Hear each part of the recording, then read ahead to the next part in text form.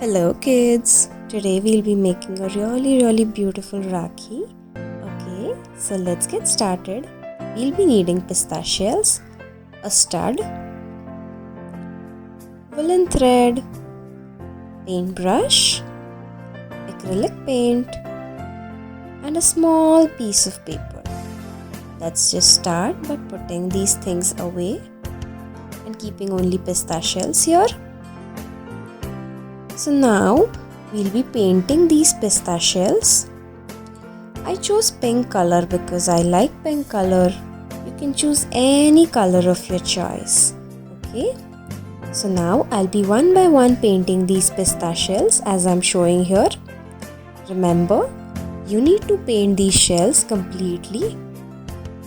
There should be no leftovers anywhere.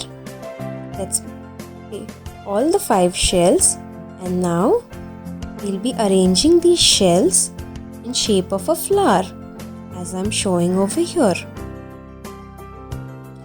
There goes. Now we'll be slowly gluing these shells down on the paper. Apply the glue carefully and be very generous while applying it because we need the pista shells to stick to the paper very well. Do this for all the 5 shells like I'm showing over here. Once done, we have our flower ready. Now take the stud and stick in the center of the flower. Again, apply glue to the ends of our pista shells like I'm showing over here.